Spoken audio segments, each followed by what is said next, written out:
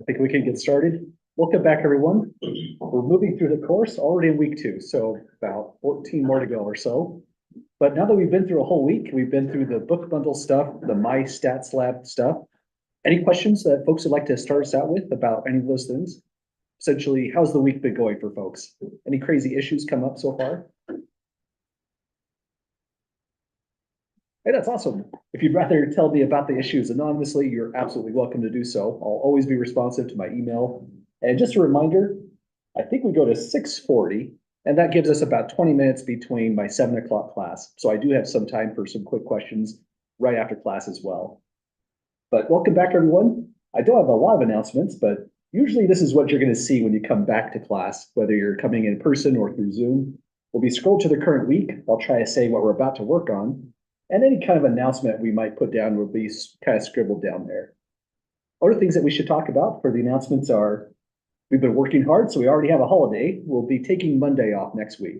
So if I forget to say that, don't forget, we're only meeting 2 days on this week here, Wednesday and Thursday. Aside from that, I think I kind of out of announcements. Any last questions or comments, folks, then, before we get started?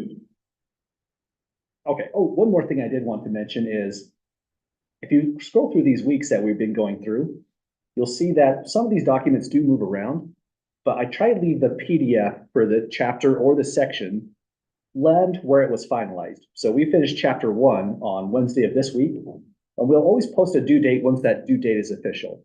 So until there's an actual due date on a section, it might be moved around within the My Stats Lab system itself, but usually it means it's going to be moved over a day or two, something like that.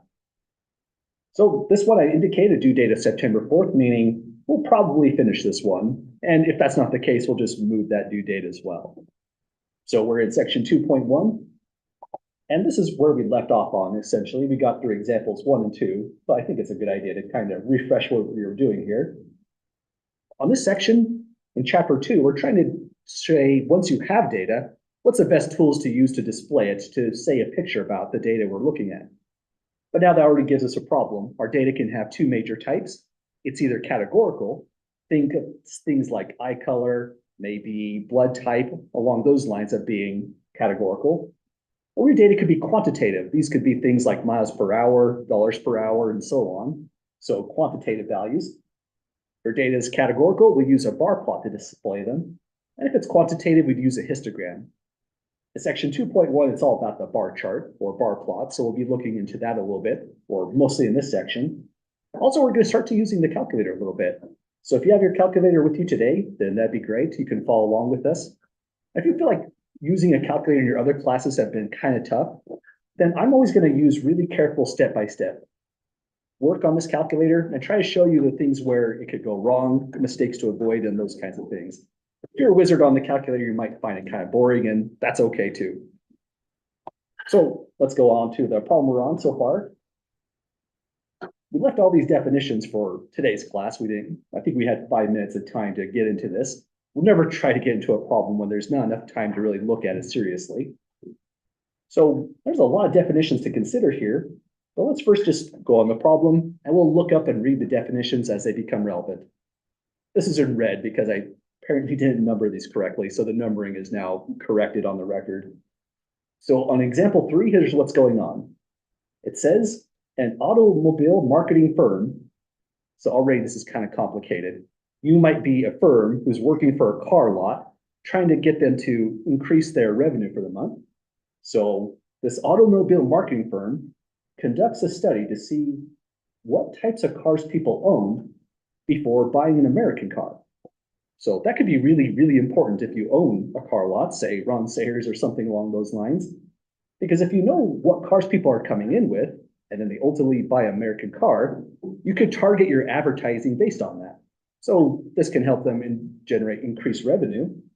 They say, see the Excel file titled example 1 dataset. So here's the result of the automobile marketing firm. They give us these data. It's this document right here. And like we mentioned with Excel, you don't have to own this program. We're only opening these to kind of illustrate some ideas. Let's see if I can open it by clicking on it. click on it again, I guess, and here it is. So here's the data. Just hit enable on that and hope for the best. So now imagine you owned a car lot. Someone's trying to help you increase sales and they give you this file. Remember, this is the car previously owned before the person ultimately bought an American car. So subject one, this is our identifier. It could have been names, codes, we just numbered them out. This is the categorical variable, and its categories are whichever car you had before buying the American one. We go to a random row, say row 19. This person came in with an American car, maybe it was a Ford, and they bought an American car, maybe an Oldsmobile, something along those lines. So that's what this data is saying. But now, again, remember, how about the person who owns the car lot? They're using this file right here to increase their sales. What would you say the difficulty is with having this data? Right, it's at a point where, would you say this is useful? I see American a lot. You could say there seems to be a lot of people who buy American cars previously owning the American car, but I couldn't tell you too much more than that. So in a certain sense, I mean, data is great, but unless you package it, give some graphics about it, and any other kinds of things you can do, this is kind of useless in a way. So that's our struggle, and that's why we are here displaying and describing data. Oh, sorry, I missed a chat up in the chat window here. I agree with Courtney. Yeah, there's just a lot to get through on all that. So that's what part A is asking. If the marketing firm were to make any decisions with this data set, what practical difficulties would they face? Well, a lot of people are saying there's just too much data. Anyone want to add anything to that?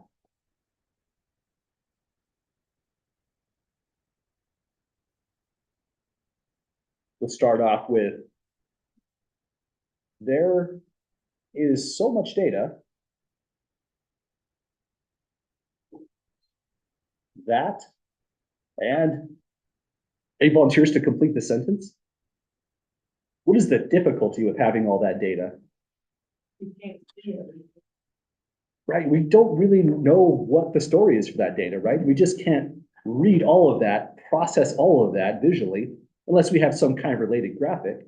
So let's go with what you said. We cannot see everything at once.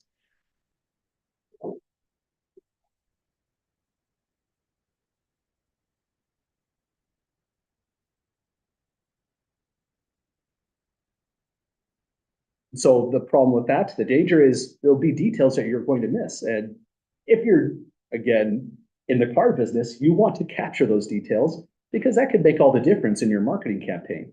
The right kind of marketing can be extremely subtle. And if it's not supported by data, it might just be ultimately doomed. So we'll say here, there's so much data that we cannot see everything at once. And so we will miss details.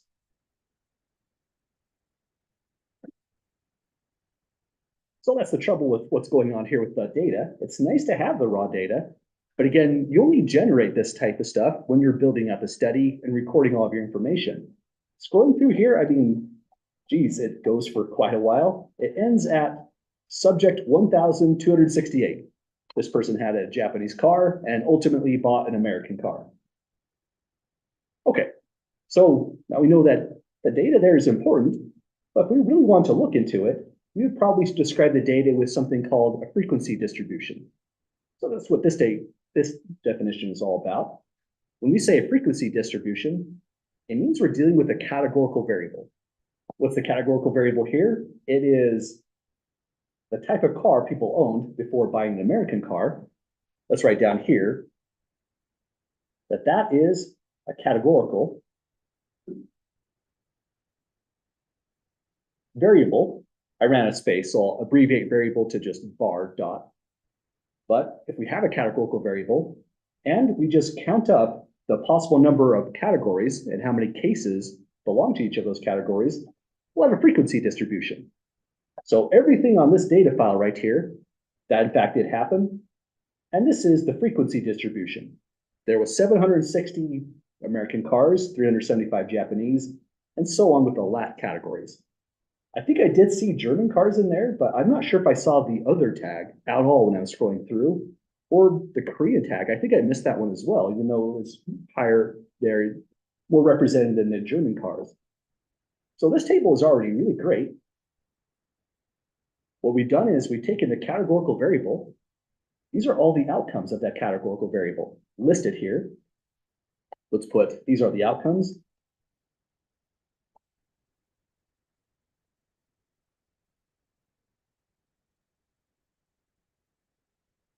Or subcategories. And this is the amount of times that those categories occur. So that's the frequency. Does that make sense to folks so far with our frequency? Okay, now if you're trying to tell a story just off this right here, that's not too bad. At least you have numbers, right? But you can also imagine, what if there were a lot of different categories and the counts here weren't as more similar to each other? I mean, this is a big difference, 760 to 375. If the counts were a little bit closer, if there were more categories that went in this row here, we probably need more information as well. Graphics would do a great job for us. We'll construct our bar plot on this. But what could also be pretty helpful is a relative frequency. The relative frequency wouldn't say just the number of cars, but what you'd rather have is a percentage right here. People respond better to percents than just the raw counts. And so when we say relative frequency, this is all we're doing. We calculate the relative frequency by going to the frequency column, putting that in the numerator, and divide by the number of observations in the data set.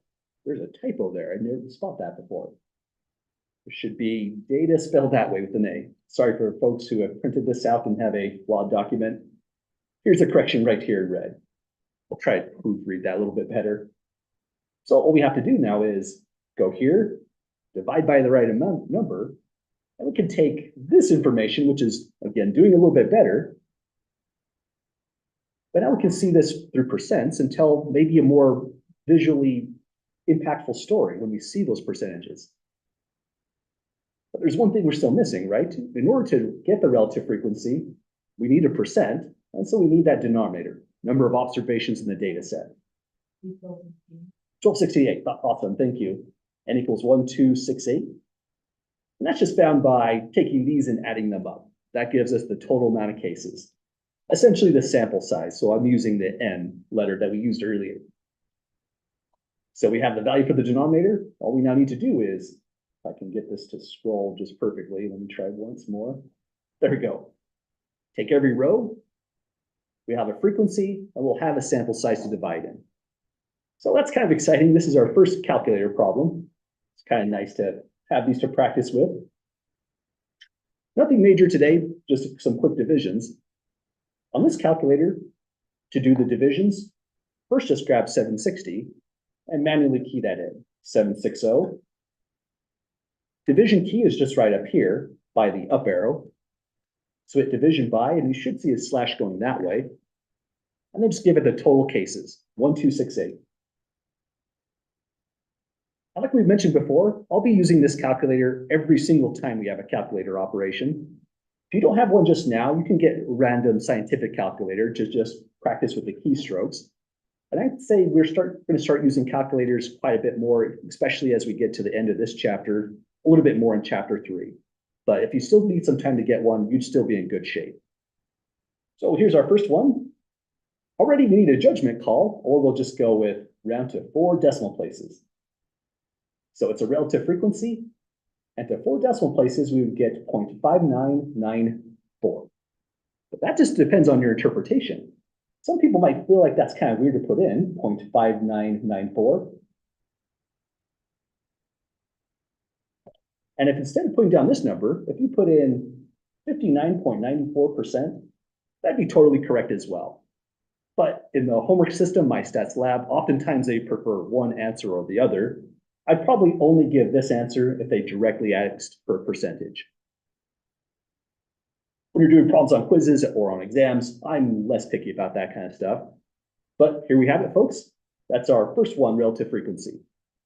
It tells us about 60% of the cars were American. Then we can go right down the line and just see how much the remaining categories contributed. Well, any questions first, folks, at the moment? Okay, well, for the rest of the calculator operations, let's go 375 divide by 1268. On my next one, I have a 0.2957. Let me know if any of my keystrokes goes sideways or I just copy down something wrong. For me, that's the number one mistake I sometimes make with a calculator. Just copying this to this can be precarious. 0.2957.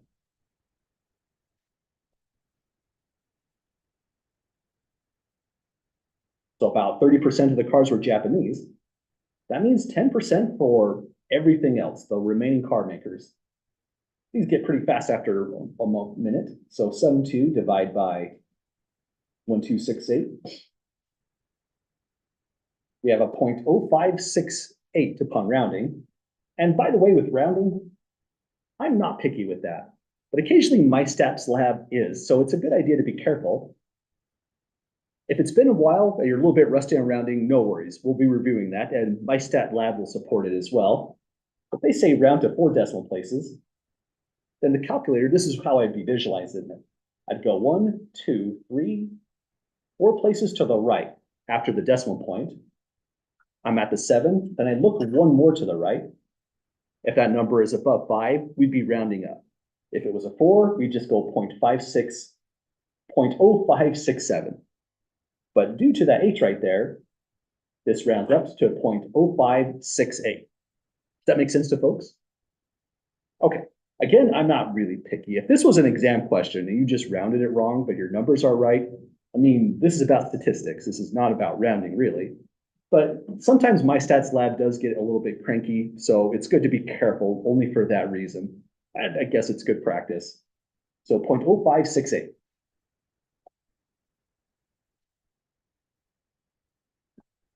For the relative frequency, do you want to start the decimal point or the percentage? I'm going with decimal points on these, but for you, it's going to be completely up to how you'd like to write it. As a quiz, I'd be completely happy with either. Absolutely. In fact, if I'm being honest, my preference would have been percentages on these, but I'm following the instructions to the letter. They didn't say percent, they said to 4 decimal places. So this is probably what would have been expected as a MyStat Lab actual question. Other questions at the moment? Okay, well, this is riveting stuff. Let's keep on going. 37 divided by 1268.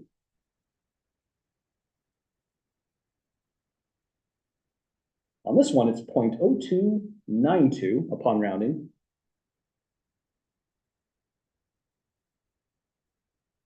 So this category is about 3% where German makes.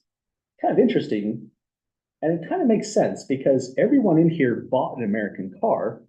Yet German cars have a reputation for being pretty reliable, depending on what you bought. So it kind of makes sense. If you're out there to get an American car, you probably didn't have a German car in the first place. You might have had something else. Looks like overwhelmingly you had an American car if you were coming in to buy one in the first place. Well, ultimately you bought it. So let's go 37, divide by, oh, we did that one, last one. This is the other categories. I guess there's probably Kias, things like that inside this category. Oh, that would be Korean. No, Korean's up there. Other car makers, I'm not too sure what they would be. Let's go 24 divided by 1268. And this category is represented as just under 2%, 0.0189. So we got it, folks. That's what's meant by the relative frequency distribution. And look how far we've come. This is the original data here on the left, which is very much unintelligible. All we really could tell is, sure seems to be a lot of American cars. But now once we crunch the data into a frequency table, or with percentages, a relative frequency table, we have a stronger understanding of how well each one of these categories are really represented. We can tell a story about this, and that's what the marketing firm is going to do when they start talking to the car lot people. Well, any questions, folks, to that stage? Okay, well, again, when you have a bunch of data, whether it's the raw data itself or given in tabular form, this really still isn't enough. We need more. Most of the people who see data like this are going to want some kind of visual graphic, some kind of representation of the data. Even if this is nice to look at, If you could give someone one graphic and they can see all those numbers just all at once, that's even better. Some people do better with the numbers, but by and large, most people respond to graphics.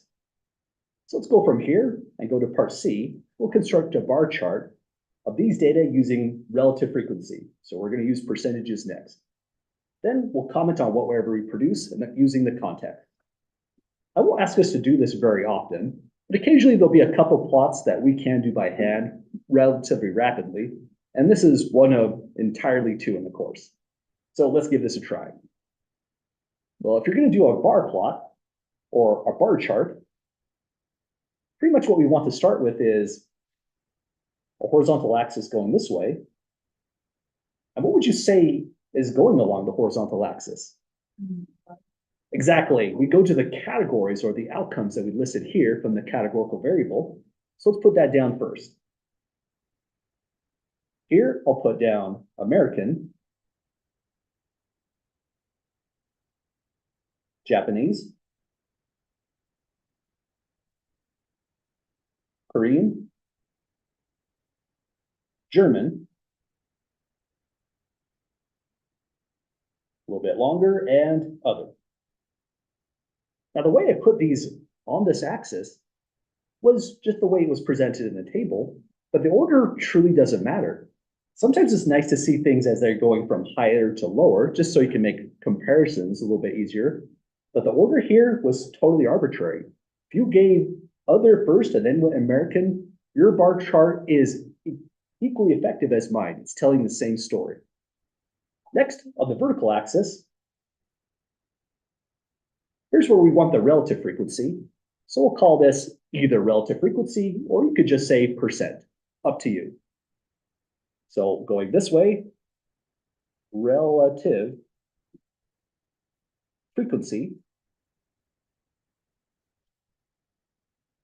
I'll put here percent. In parentheses, just to say that's a fine description as well. Essentially what we want as soon as we build axes is we need something to describe this axis going vertical and something to describe this axis going horizontal. Here, we pulled the outcomes from the categorical variable, and this is just going to be the relative frequency. So the highest output here is 60%. Let's go and say by 20% then. That should make us a decent table. So this will be 0.20 or 20% if you prefer, 0.40. Didn't really think of that, so let me just move it in. Oh, I probably shouldn't do that. Let me try to get this to fit nicely. You're going to probably beat me on this plot if you're working ahead, but let me put here, once again, relative frequency, or if you prefer to call it percent. And you're welcome to use percentages, 20%, 40%, and so on. Then 60%. Well, that's going to do a decent job. Looking at it again, maybe 10% would have been a better.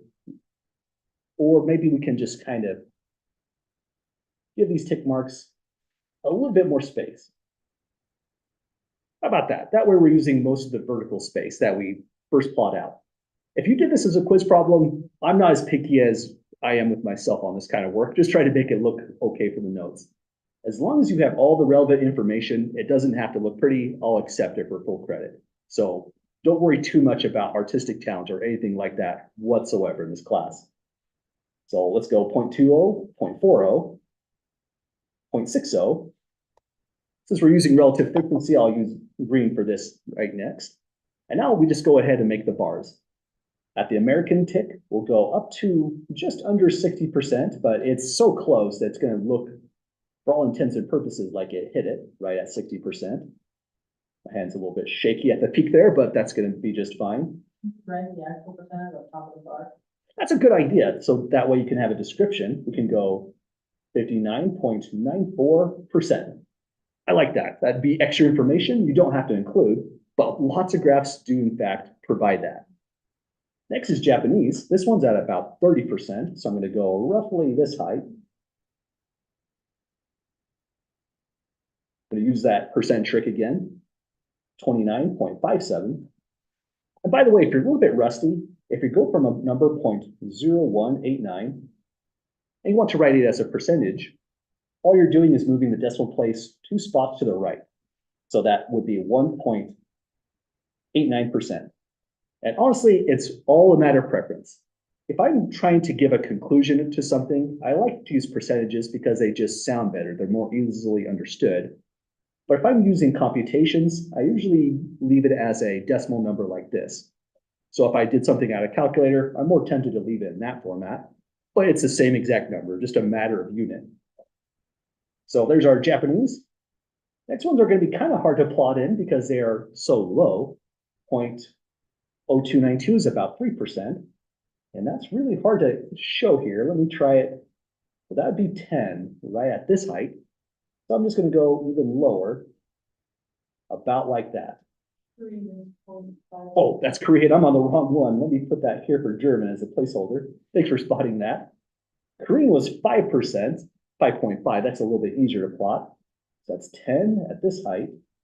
So 5 is maybe about like that. Geez, it's kind of hard to put in.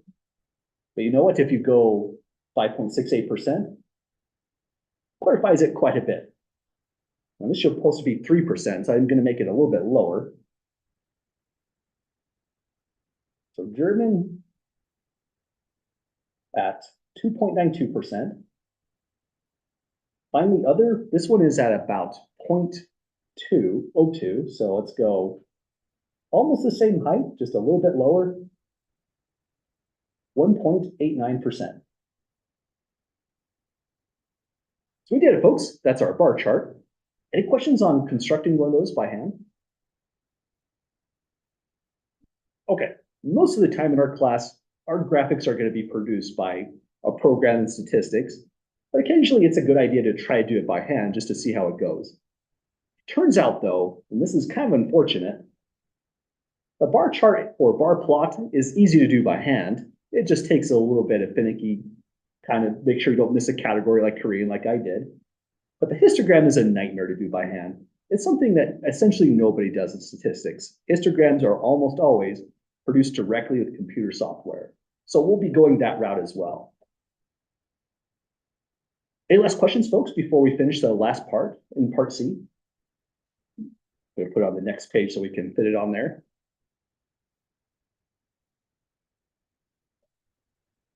Okay. So on this part right here, I did want to make a little bit extra notes. It says, construct the bar chart, we've done it, then comment on the bar chart using the context of the study. It's this part right here, which you see often, quite often in statistics class. You'll see them on quizzes, and there'll be routine exam questions that put this on the end of it using the context. So let's say what we mean about that right here and now, just to give some advice.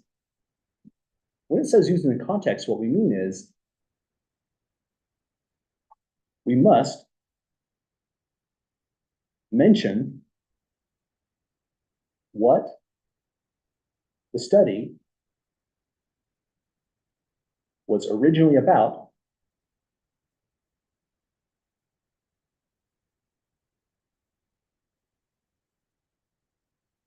in our write-up. So we have to pull in the original information about that study. So usually when you get to this, not a bad idea to reread that study again, kind of reimagine it, make sure we didn't miss anything. And honestly, I think this is kind of a tricky problem because there's a lot of moving parts going on here. So I'll take a screenshot to here so it doesn't look too funny. Here's the original study. And the reason it's tricky to get the context in right is there's really two moving parts. There is the actual car lot, and there's the automobile marketing firm that's trying to assist it. So we have to bring in something that says something about the fact that there was a marketing firm. That's part of the context we need to pull in. We have to talk about the types of cars. That was the major thrust of this before buying an American car. So those are two elements I would expect to see if we're really bringing in the context to this problem. Does that make sense to folks on writing out this out with the context? So is this when we look at the what, where, and why? Only if directly asked. For me, that kind of question was more just getting started type of question. But it's good to think about those kinds of things. Who was the study about? What was the study about? Here's the what right there, the variable. Why did we do that study? To increase revenue. If you're thinking all those same kinds of thoughts, you could do a pretty quick write-up here. But I wouldn't ask you to dissect it on the full 5 W's and how. That was more just kind of getting started. So these are usually a little bit faster. As long as you hit the elements of the context, you'll be in great shape. Well, let's give it a try. What would you say if you saw this picture and you're the marketing firm trying to help a struggling car lot, for example? Sell more American cars. Yeah, if you're wanting to sell American cars, then they're coming in with American cars in the first place. So we should target those sort of folks, right? We should write ads about American cars being wonderful, so on and so forth, because people who come to buy American cars, they really buy into the market. They own American cars, they drive American cars, they're coming to buy them. That's about 60%. So we need to write down some kind of write-up to that. I'm not really picky, so your sentence doesn't have to be perfect English. We'll leave the English classes to that. I'm not worried too much about spelling. You might notice I misspell things here and there. If you notice that, don't hesitate to correct the record. I'm always trying to improve. So if I was doing this, let's say in an exam setting, I'd probably write something along these lines. These data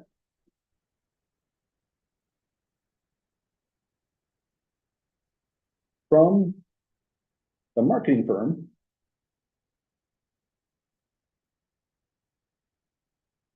shows that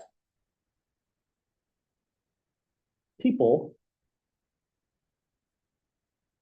who buy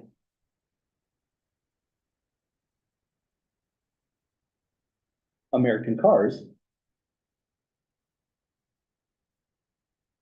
are about 60% of the time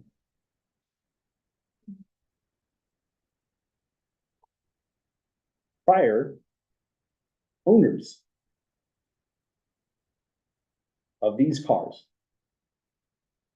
I'd say that's a good start on this. We mentioned how the marketing firm is working for us. We said something directly about the graphics. And let's imagine this is a real question on exam 1. If these are the words I just said, comment on the bar chart using the context, that's a comment. Sometimes I might say, mention at least 2 things or something along those lines. If I don't say anything about that, I'm just wanting to see if you can look at this, look at the context, and just say something about what you see. I'm not going to be super picky about what you write. As long as you're saying the right things based on the data, you're in great shape. But if you were going to add one more sentence to this, what would you add? What's the next best thing to say to the car lot as a marketing firm? Definitely the American cars were important, right? But what else should they pay attention to as a car lot?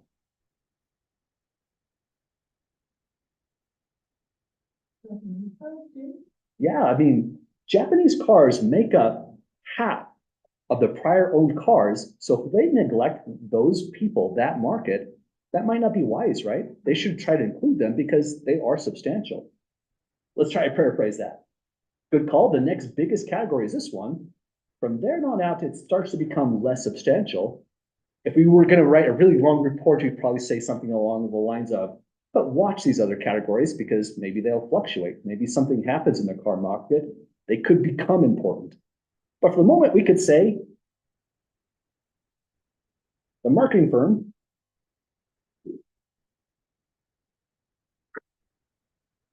should also recommend the car lot markets to owners of Japanese cars since they make up about 30% of this market.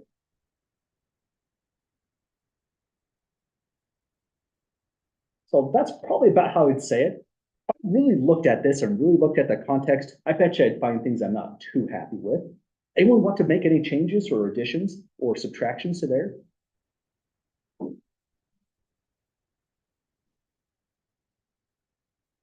So when you're mentioning what the study was originally about, you're really just identifying what in the data is most important, should be phrased first. I'd say that, yeah. So I try to mention the big thing that really jumps out at you, this big peak here. And then anything else that's substantial.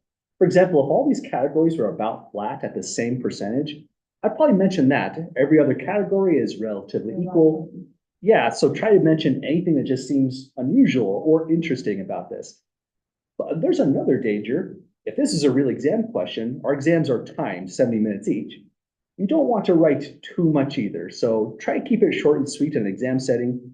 You could give a lot more detail if you'd like on a real quiz, just for the sake of practice, but you never have to put a ton of detail on any single question like this one. But any other questions or comments, folks? Okay, now imagine doing this one in MyStats lab. It's a little bit tougher in a real sense because what happens in a MyStats lab is they take responses like these, they'll write out 4 of them, so now it's multiple choice, and each one of those multiple choices has one little subtle thing that makes it right or totally wrong. So now you're just comparing different outputs. In my opinion, that's a little bit hard, but that's good for getting started because you're seeing what kinds of responses were expected in the first place. Then you go to do it as a quiz, you'll see what does it do, how's it look when there's no guide, you're just writing out your own responses. So definitely think of MyStats Lab as purely practice. The quizzes, these kind of problems here as well in the notes are how they come in as problems that will be more similar to real exam questions. They're graded a lot different. You don't have to worry about multiple choice. And if there's a couple things a little bit wrong, that's okay. I'm looking for the major drive of the actual question. But we did it. The major drive of this was just take a chart, say something about it by pulling in the original context. To get through that, then I'm not super picky about the rest of it. We'll get better at these kinds of write-ups as we see more and more problems along these lines. Well, that's all about categorical data so far. We don't have a ton of this kind of graphics that we're going to look at in categorical data. The bar chart or bar plot, however you like to call it, is going to be the major one that we work on. There's some stuff about pie charts that you'll see in the reading that can be helpful, but this will be the major thrust for actual quizzes and exams. Well, I have one last question on these notes. Let's take a look at that. This is example 4. Again, I have this, I think it was numbered example 2, but it's actually the 4th one. This one I thought was a fun one to bring to class because these data are just really, really surprising to me. I showed this problem in 2019 and someone had a great explanation to it, but I've honestly forgotten what the explanation was. So if anyone can tell me why this data is weird, I'd be happy to know again. I'm sure a lot of people would be. Here's the story behind this data. It's the number of babies born on each day of the week in 2006 for a particular city in USA. I'm not sure why they say that. That's sometimes an indication it might be made up data, but this is plausible data in the first place. So here's how it goes. One column says day, another column says births. We want to describe the variable first to get started. So this is kind of a review problem of chapter 1. What would y'all say the variable should be for these data?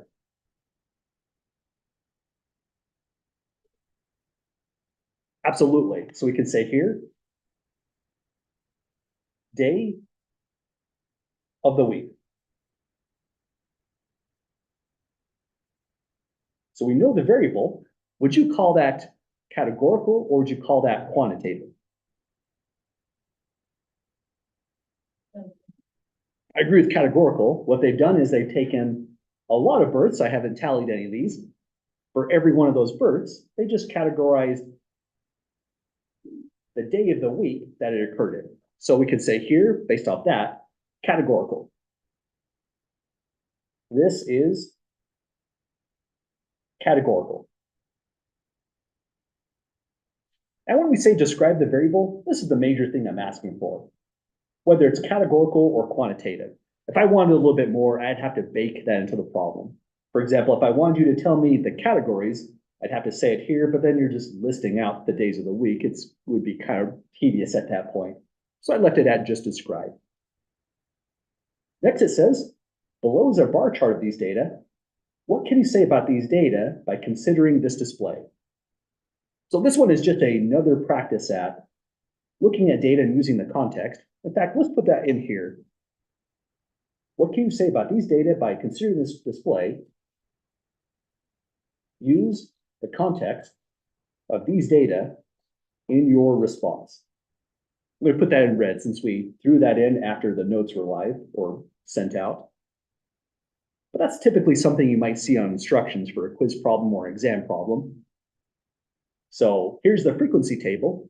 We don't have a relative frequency on this one, but sometimes people want the frequency table and they're happy with it. When we put it in a chart like this, we get a sense of what the relative frequency might have been just based off the heights of those graphs. Here's the context in case we need it. Geez, let me see where I can put it.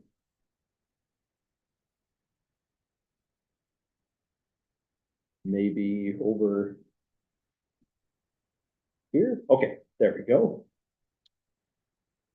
Sometimes Microsoft is just very restrictive of where you can put stuff. There we go. So here's our data up the top. Here's the context, number of babies born on each day of the week for a particular city. And I'll leave this one up to the class. We just want to give some kind of response. What can you say about these data using the context? And what would you all say if you saw a display like this? Absolutely, that's the major thing that jumps out at us. This right here, I don't know if this is realistic for like say ERMAC or something like that, Mountain View Hospital, but that's what they said for this date, these data. The majority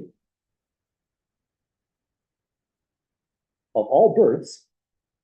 Could you spell just a little bit like the question? Oh yeah, absolutely. So here's the question up here. The majority of all births in this city fell on Tuesday. These think that deserves an exclamation mark because that is kind of weird. Anyone happen to know what the explanation could be of that? Me neither. Maybe it's something relative to the hospitals in that city. Who knows? Some doctors only do like scheduled C-sections or surgeries or scheduled inductions on certain days of the week. Oh, I didn't think of that. I was thinking about induced labors would never happen like on a Friday. And so Saturday, Sunday would be flat. But I didn't think about scheduled C-sections. Yeah. That is a good thought on that one. That could be what's going on in the city. Also, because there's more staff going on. Yeah, absolutely. Just less everybody, right? So emergencies could be suddenly really profound on a Saturday as opposed to a Wednesday. But it's interesting, Monday, Wednesday, Thursday, Friday, they're all about at the same height, maybe slightly down on Monday. Sunday, Saturday, it looks like about the same as well. So it's interesting. We could put here on Monday through Friday, the number of births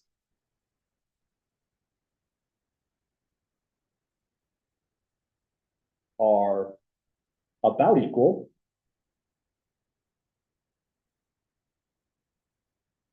And the rate falls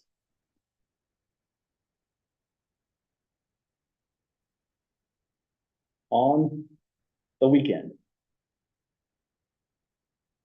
That's probably what I would say on this write-up.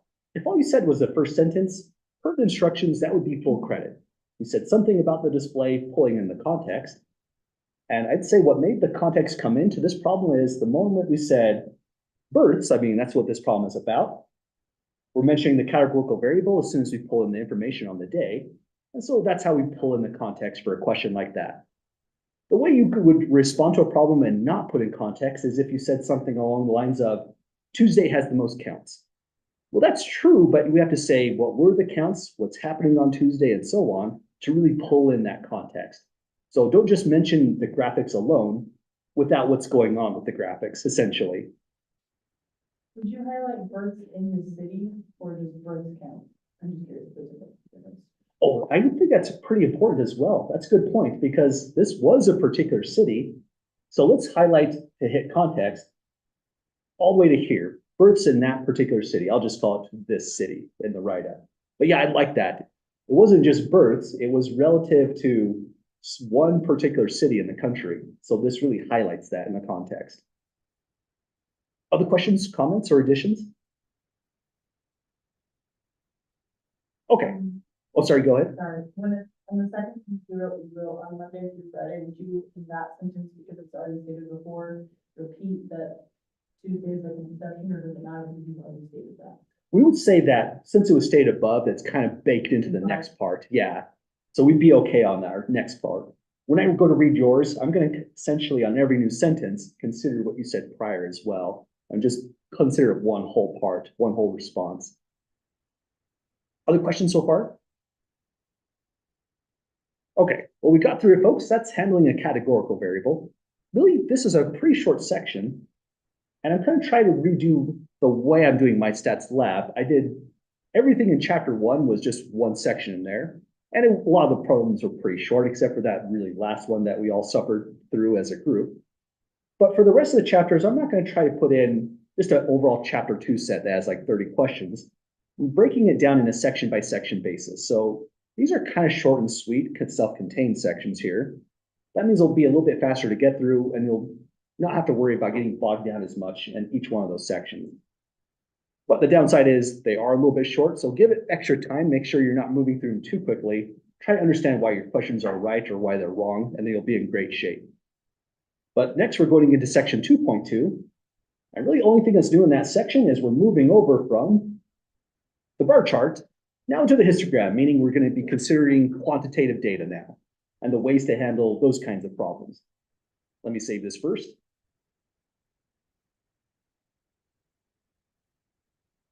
And here's our new section.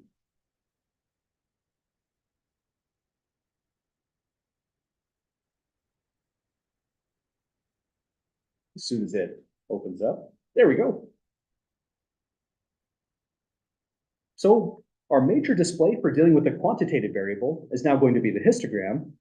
But histograms, like I mentioned, are not a fun experience to do by hand. It's just not something that would really be helping you learn statistics. You'd be getting bogged down on the minutia of weird computations.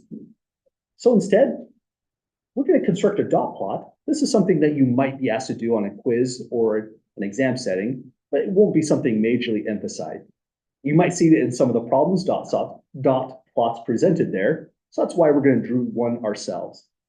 And by the way, in the reading, occasionally on the reading, I indicate sections that we're not going to directly cover.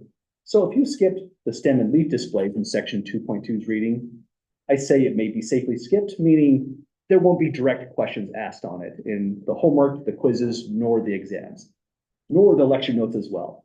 But if you decide to read it, it's still good information. You're not going to hurt yourself. So that's why I always word it kind of like this. Kind of up to you and the amount of free time you have. But if you need to skip a section and focus on the main ideas, there'll always be some direction here. So we're really focusing on the dot plot to get started, and then we'll look at some histograms next. So here's some new data again. This one says, the following data on violent crime on Florida college campuses during 2014 is from the FBI website. I don't pull in a lot of these problems, but occasionally they are kind of interesting. So it's a wonderful source of data if you want to research these kinds of things. So it says here, on Florida college campuses, I would assume this is all Florida college campuses, or maybe it's a selection. They didn't tell us too much on the report here.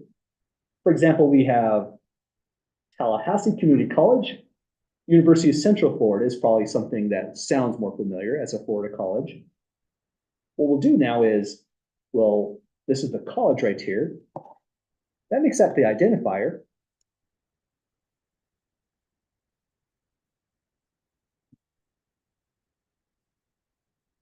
We have quantitative data going this way, and so that's what makes a histogram, or what we'll do a dot plot, appropriate. So quantitative data,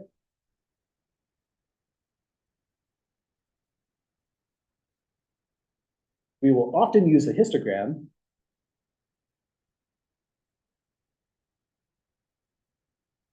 Or in this present problem, a little bit faster to do by hand, we'll say a plot. And by the way, before we get going on the dot plot, anyone notice anything weird about these data? Something that might make interpretations a little bit foggy or vague? Right, the ordering here is really pretty weird. And there's also something else a little bit off about these data. Anyone spot what it could be?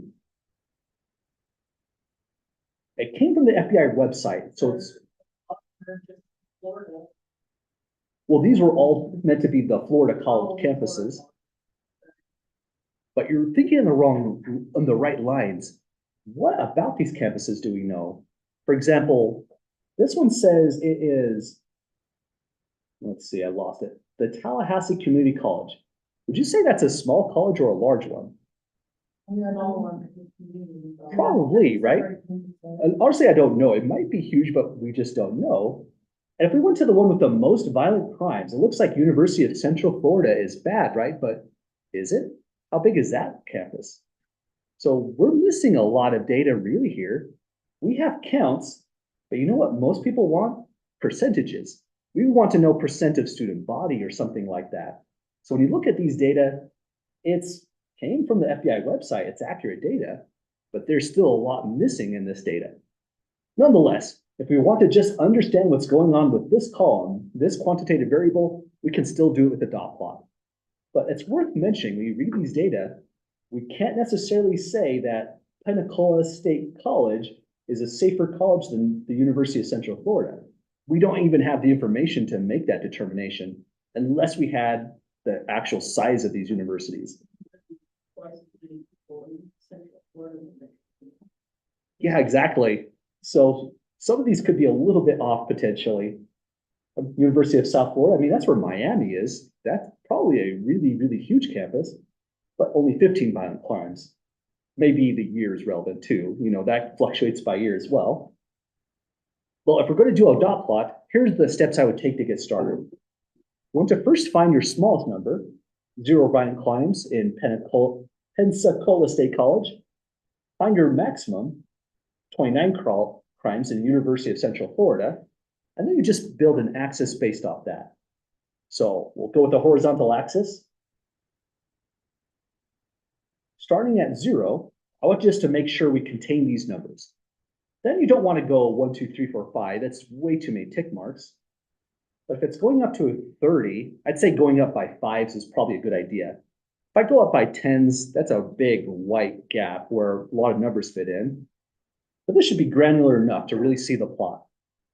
Notice it is a bit of a judgment call. I'm not too picky on this as well if it was a quiz or exam, but we shouldn't have something going from 0 to 30. We should have a little bit more defined scale.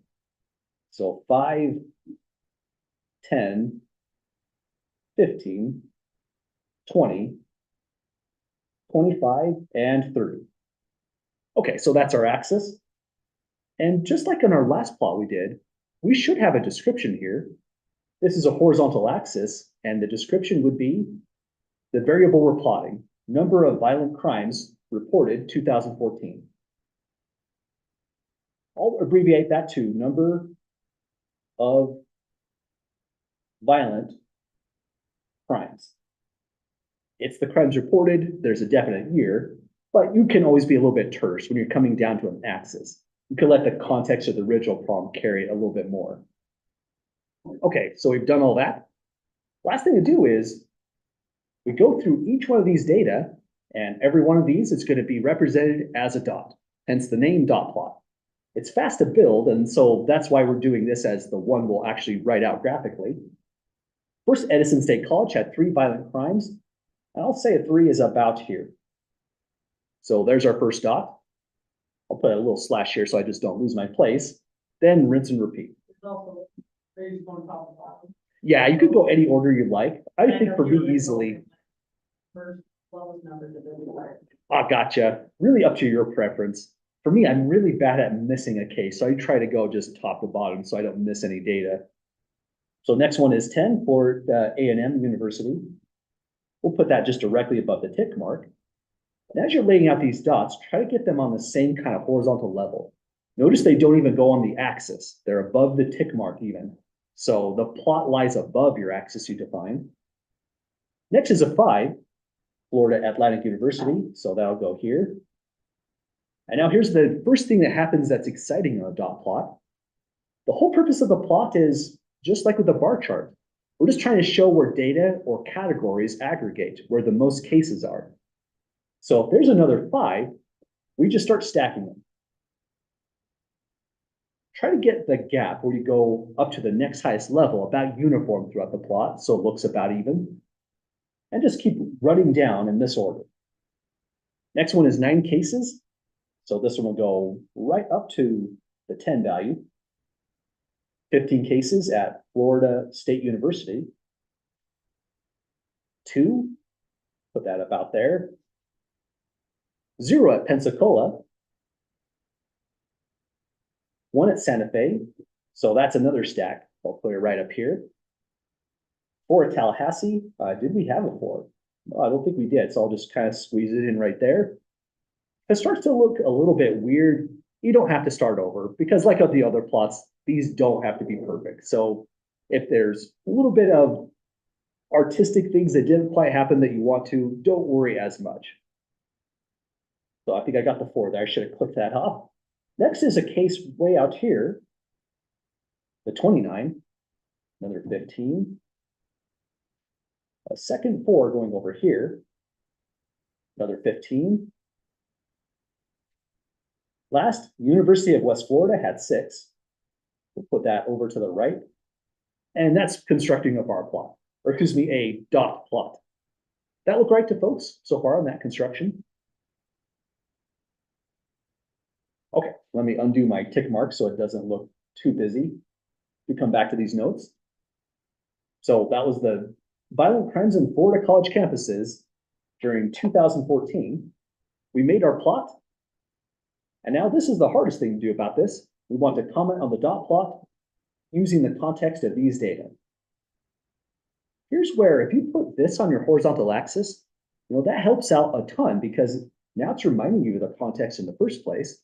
It'll help on the write out. But now there's a lot of different things you can say here.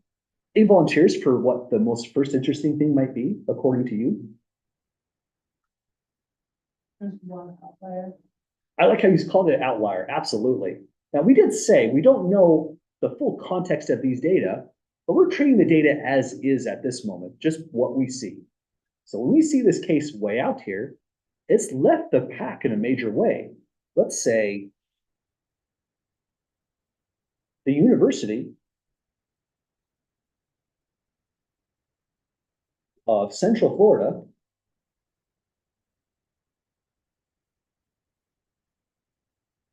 has 29 cases, which is an outlier. But if we took the same data and put in percentages, that might correct itself. So the outlier sometimes has to do with the way you display the data. Sometimes it could be a mistake. The FBI themselves make mistakes. They could have encoded this data wrong. So that could be an explanation. But that's definitely something very noteworthy. If you see a data point that's very far out, leaving the pack, we ought to comment on that. What makes it an outlier is it's just unusual on its own when you take a look at the graph. Does that make sense to folks about that being an outlier?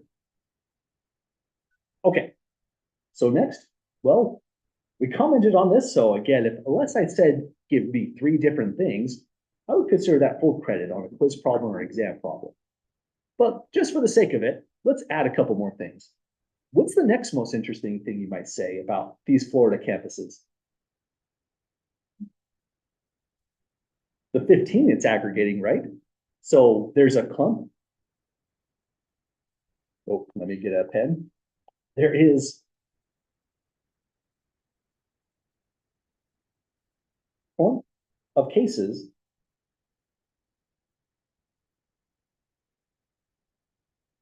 at 15 crimes. So this is the most unusual one. It aggregates a little bit more right here. But now if you look at the data in its totality, what's typical? What would you expect comes up the most often? Yeah, right around here. This is like the center of the data. Yeah, so if you said 5 or less than 5, just around here, that's really worthy of mentioning because that's essentially going to be the average of all these, or the median, depending on how you decide to view it. I would say probably this represents the center. We're later going to say average or median when we represent the center. So here, let's say the typical, the average, mean, median, they're all trying to say what's typical in your data. And we can see it just by visualizing it. It's right around here. Let's go with 4 or 5. I'll go with 4 on this. The typical number of violent crimes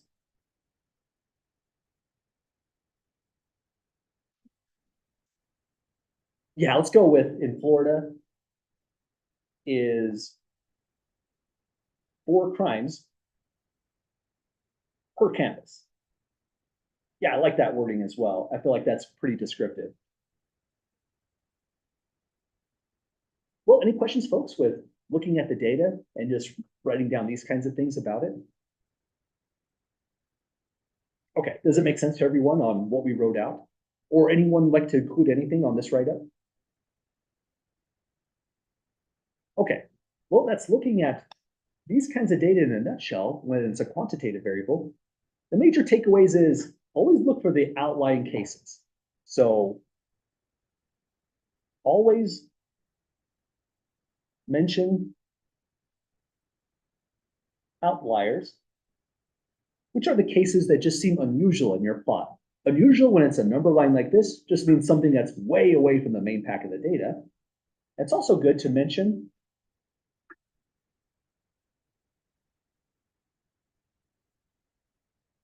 the typical values that comes up. You find them by just looking, where's the data kind of aggregating or clumping up? Where is the center of the data is what we're trying to answer with that kind of idea there. Well, that's our first plot there.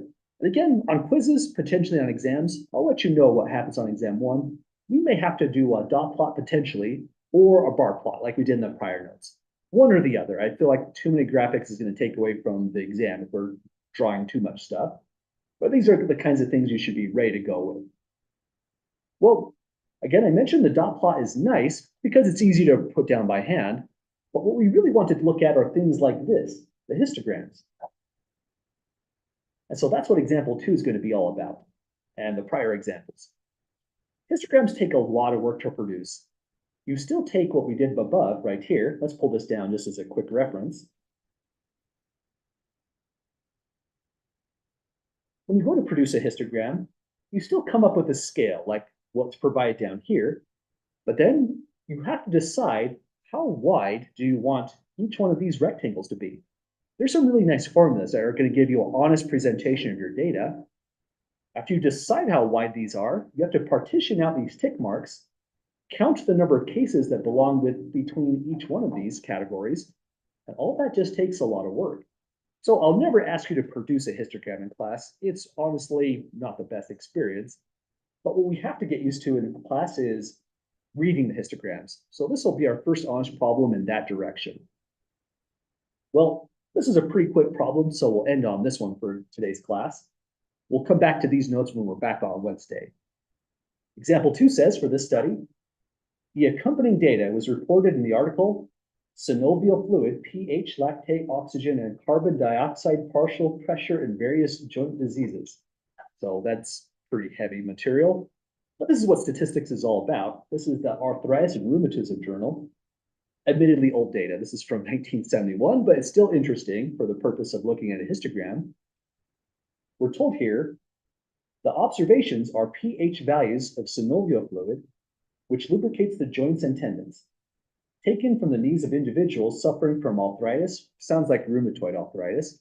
And if you're curious on how this goes, if you know anybody that suffers from rheumatoid arthritis, pretend this is my knee, then your body is going to attack the joint space and it will just start accumulating fluid to the point you can't actually move that joint. So they go in with a pretty big needle. I've watched my mom get this done. She suffers from it. A large needle goes into the joint space and they extract fluid. That's the synovial fluid. They have to get that out just so you can function as a person, and it's kind of a painful process. But this study is interested in the pH values of the synovial fluid. That might give them some clues on what's going on, how better to treat it, what might be the best like NSAID they could give somebody. So that's what's going on with the data. And first question, part A says, how many people in the study had a pH approximately 7? Well, this problem is all about reading the histogram. So if I saw that, first thing I'm looking for is pH. That's going to be on the horizontal axis, much like how we had number of violent crimes on the Florida campuses on the horizontal axis. Approximately 7 will go here. When it asks how many people, we're looking at this rectangle. Exactly. We go right to this case right here. Actually, let me use green for that just to match up the color coding. And we'll say 2 cases or 2 people. It says approximately because this rectangle has a tick mark that goes here. So I have something for maybe about 6.8 to 7 up to maybe about 7.1-ish. So that's why we said approximately 7.0. But we could say here, 2 people. Or just 2 would have answered that question there. Does that make sense to folks on what the histogram is saying right here? How to get that information out? Awesome. Essentially, it's just the dot plot where computer software went like this on the dot plot. They just put rectangles to try to convey how many cases occurred and where. That's really hard to do by hand, so the dot plot had to suffice on this problem. That's really all we're looking at right here. There, if it was a dot plot, there's probably 2 dots there and there that produce the height of that rectangle. Next, it says, for most subjects, what is the typical range for the pH of the synovial fluid? I think this is the trickiest part of the problem. It's not asking for a single number. It's asking for a range of numbers, one number to another number. We want most people represented here. So what 2 numbers would you say from what to what in pH captures just about everybody?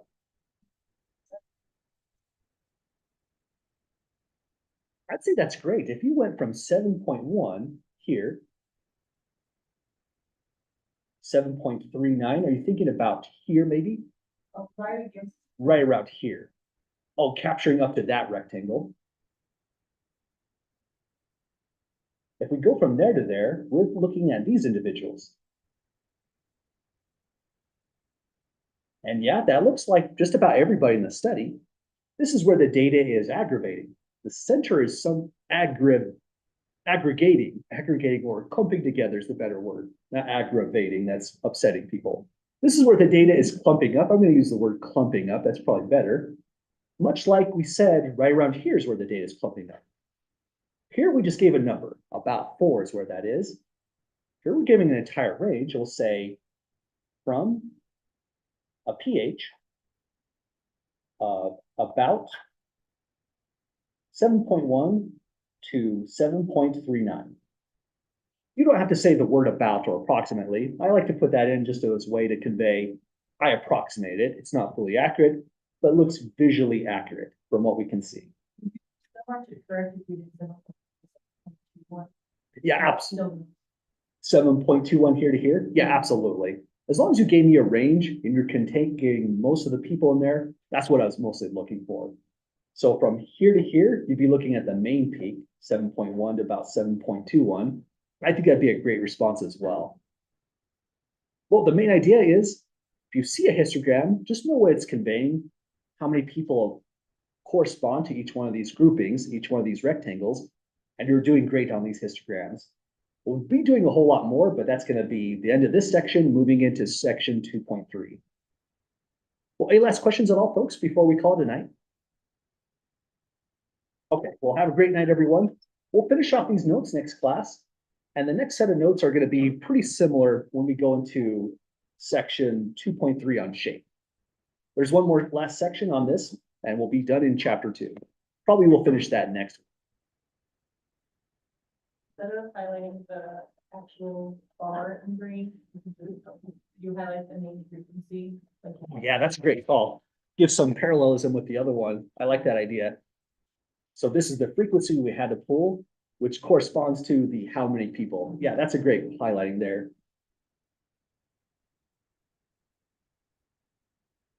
Well, I'll get these saved up, the video put in the playlist. If you have any other questions, don't hesitate to ask. I'm available for a little bit as I change gears to the other class.